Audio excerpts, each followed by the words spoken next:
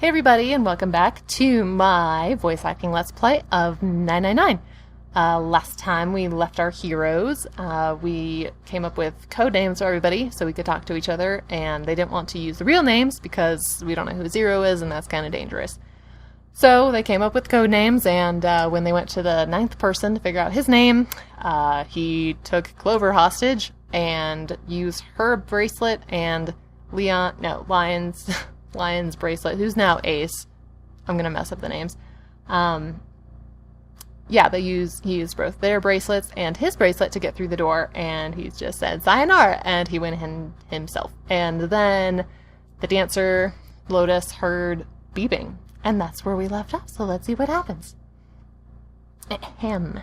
Junpei pressed his ear against the cold metal of the door. The others did the same.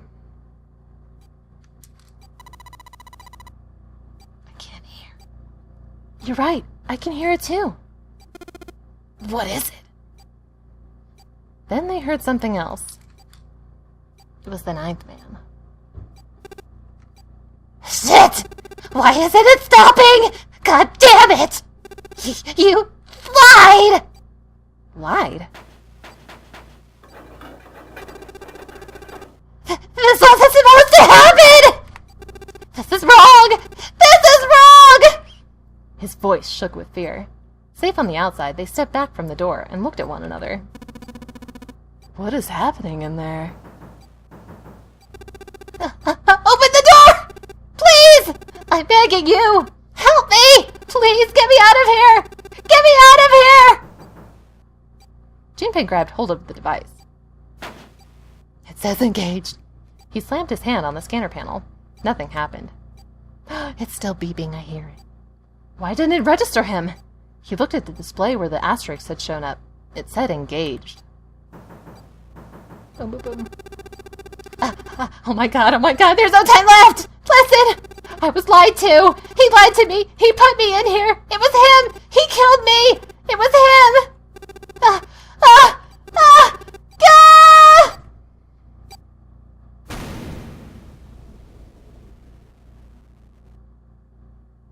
Okay. That didn't sound good. The explosion rocked the room. Instinctively, they ducked, then stood up slowly when they realized there was no danger. No one spoke.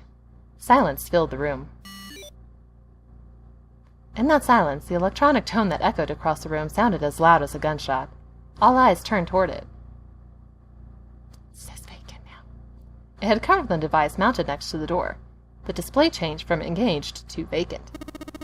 Let's see if we can open it. 7, the mountain, swallowed hard. Junpei nodded and placed his hand on the scanner panel. A red asterisk appeared on the LCD panel.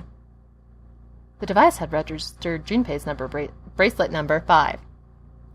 His was not enough, however. At least 2 more people were needed. Junpei asked, "Which pair?" Oh no! Who do I choose? I like Santa and June. That's my childhood friend.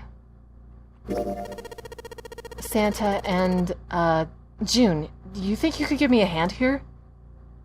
The pun was a little too on the nose, but the mood was still grim. Both Santa and June lifted their left hand silently. Beep beep. He verified, and she followed suit. 5 plus 3 plus 6 is 14. 1 plus 4 is 5. They'd fulfilled the conditions. If they were to pull the lever on the side... Are you guys ready? I'm gonna open it. Junpei grabbed the lever and looked back over his shoulder. They stiffened and nodded. Junpei nodded back and set his mouth in a grim line. Then he slowly lowered the lever. I'm scared. What is it?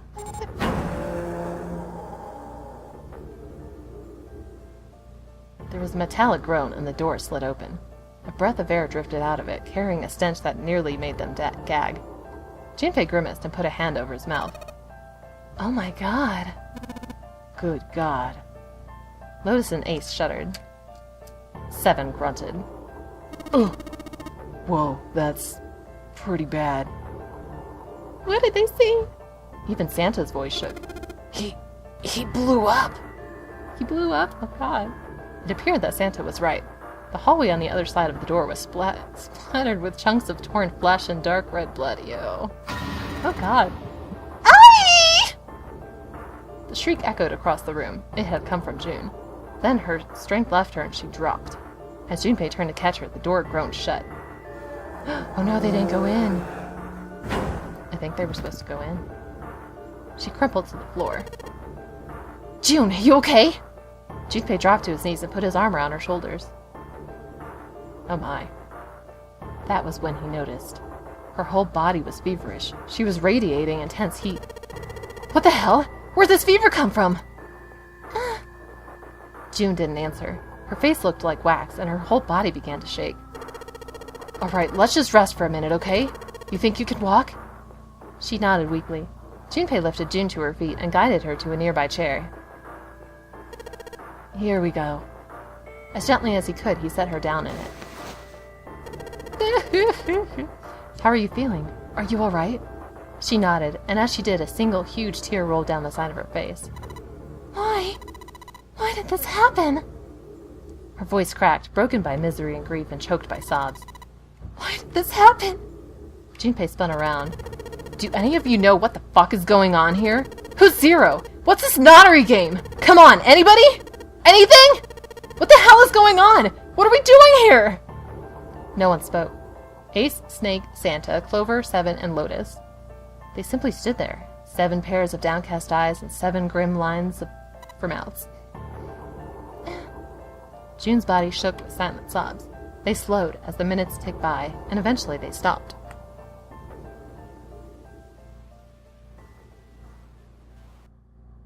Oh no, they already wasted an hour and nothing's happened. Then suddenly, in the cold, heavy silence that had enveloped them like a thick fog, a bell began to ring. The clock in the central hall. 7, 8, 9, 10 times.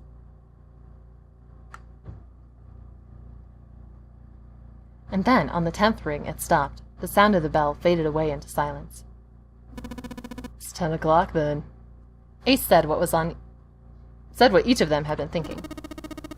That means it's been an hour since Zero's little announcement.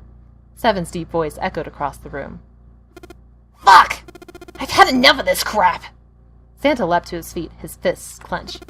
How long are we gonna pussyfoot around like this? We've only got 8 hours until this time limit Zero was going on about is up! Let's get going already! Go! Go! Santa's outburst fell on deaf ears. No one seemed to agree with him. They stared back at him, their eyes blank and their faces tired. I mean, I would agree with him, like, obviously something's happening, you should probably get moving. Finally, Lotus spoke. No, I refuse. I'm not going to end up like him. Him? You mean the 9th man? Of course. Who else? In his mind's eye, Junpei saw the corpse again. The dark, reddish-black pool of blood. The scattered pieces of flesh. Man, that would be, like, so terrifying to see in person. Please don't show it.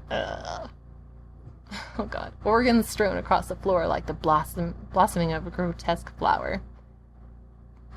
That imagery. The explosion that had torn through his body had been powerful. The 9th man's neck had been, twisted at an odd angle. Junpei suspected the detonation had thrown him against the wall. Half of his face was crushed, and the other half was covered in blood. I'm so glad he remembered all these details. Most of his abdomen had been emptied, either by the explosion or by gravity. He had landed on his back, and stark white ribs jutted up out of his chest like the legs of some sort of macabre crab. This is too much. At least they don't show it. That would be too much. Junpei felt something flip in his stomach. I think he just screwed up. Eyebrows went up, and Santa continued. He probably set off some sort of trap, and that killed him. I'm not gonna screw up like that. I'm getting out of here alive. Whatever Snake was laughing at, Santa did not find particularly humorous. Wasn't Santa laughing? I think I'm... Did I misread? Was that Snake? I'm sorry. I don't know. I don't know what happened. Maybe Snake was laughing. I was confused because it didn't show him, so sorry. Okay, whatever Snake was laughing at, Santa did not find particularly humorous. What's so goddamn funny?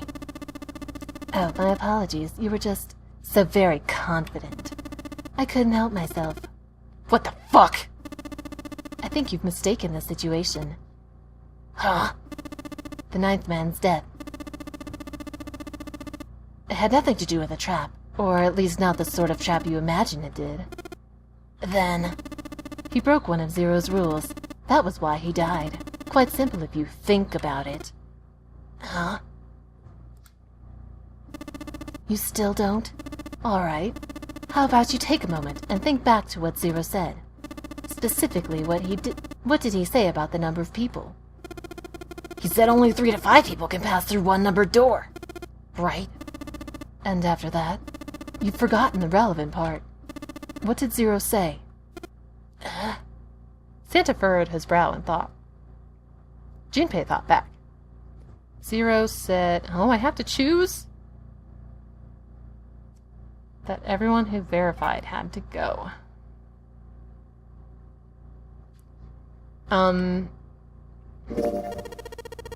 All those who enter must leave, and all who enter must contribute. But the second time, when Junpei did it with Santa and June, shouldn't they have gone through? Because then, if they didn't, all who enter must... Unless it means, like, all who enter the door must leave. And all who enter must contribute. I don't know. I feel like there's a problem there. Yeah, because, like, they tested it, so they should have, like, had to go in. Whatever. Right? I think it was something like that. Whatever it was, it means that groups of less than 3 or more than 5 can't go through. Can't go through. That is correct. A gold star for you, Junpei. Snake inclined his head towards Junpei. Okay, so it failed because he was too few. It wasn't because that the people who contributed didn't go through. I guess. Okay. The ninth man, however, broke that rule. He tried to pass through a numbered door by himself. That was why he was executed. Then Zero's watching us from somewhere, making sure we don't break any rules.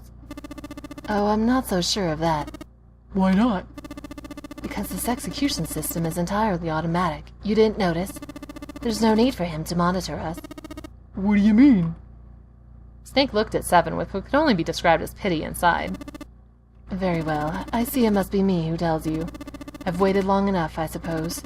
I had hoped Zero might spare me the trouble, but that seems increasingly unlikely. He couldn't see them, of course, but perhaps Snake sensed the confused eyes upon him. When Ace spoke, he gave words to everyone else's thought. Do you know something? Well, I know a great many things, but yes. What is it you know? Here. Snake removed a card from the pocket of his jacket. With a flourish, he presented it to Ace, who took a close look at it and spoke.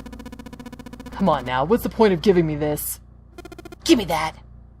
Santa snatched the card from Ace, but his expression of disgust quickly turned to one of confusion. There are too many S names. I get confused. Huh? The hell is this? Seven tugged it out of Santa's hands. I see. The card went from Seven to Lotus, from Lotus to June, and finally to Junpei. He looked at it and understood. This is Braille.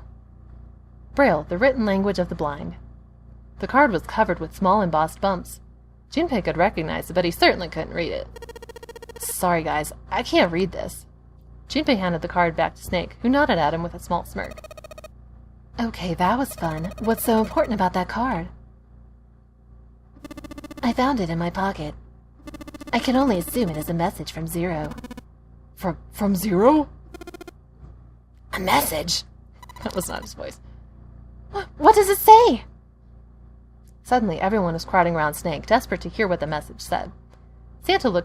Santa especially looked as if he were about to grab hold of Snake and shake the answers from him. Snake raised his hand. Calm down now. No need to panic. You don't need to force me. I'll read it. I realize my Snake voice and my Zero voice sound really similar, but that's not, like, on purpose, so I don't think Snake is Zero, so just don't be like, oh my god, it's the same person. Just be like, no, I just can't diversify male voices that much. Junpei swallowed hard and waited for him to start. He was not the only one. Presently, Snake began to read, his voice calm. His fingers glided over the tiny bumps as he spoke. Bracelet number 2. Since you were not blessed with sight, I shall bless you, and only you, with information. I shall tell you of the function of the red, of the death, and of the bracelet.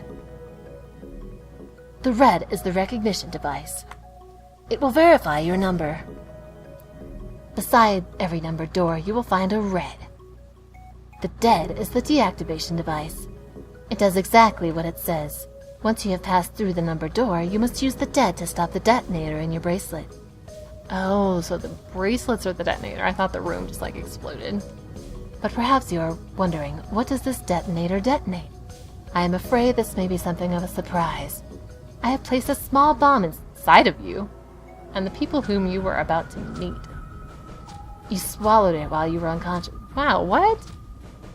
I have no doubt that by the time you read this note, the bomb will have passed your stomach and found its way to your small intestine. I mean, can they just, like, defecate it out? I mean, I feel like that would happen within 9 hours. I don't know, though. I'm not a medical expert. In other words, you will be unable to regurgitate it. I suggest you do not try. As I mentioned before, the bracelet on your left hand contains a detonator. Think of it as a remote fuse or timer for the bomb in your body. There is only one condition which will cause it to detonate. That condition is that you entered a numbered door. Once you have done so, the timer will activate no matter who you may be. You will have 81 seconds. That's 9 squared. If after that time the detonator has not been deactivated, it will send a signal to the bomb in your body, instructing it to explode. In order to deactivate the detonator, every person who verified their number at the red must also verify the numbers at the dead. Ah. Once all numbers have been verified by the dead, you need only pull the lever at its side and the countdown will cease. But, well, so why was it just him? Like, I feel like Clover and Ace also should have exploded. Unless they were like, you need to be in the door? I don't know, like, I don't know. I feel like there's some stuff going on that shouldn't be. Anyone who does not verify their number at the red will find themselves unable to verify their number at the dead.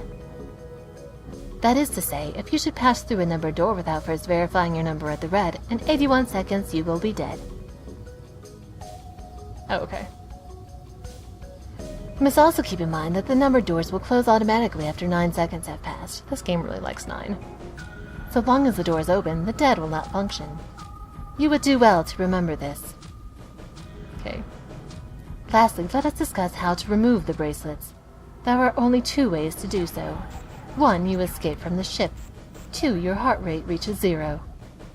In other words, once the bracelet is taken outside the confines of the ship, or detects that its wearer's heartbeat has fallen to 0, it will shut down automatically. There is no other way to remove your bracelet. If you attempt to force it off or disable the detonator, the bomb within you will immediately explode. This is all the information which I can impart to you. How you choose to use it is for you to decide. If used wisely, you can eliminate those who might be a danger to you. For a time, you would be able to control your fate. I wish you the best of luck. Whew, okay, well, that was a big information dump, so we will end it there. Yay for surprises and cliffhangers and stuff. So, okay, well, take care everybody, and I'll see you next time. Bye!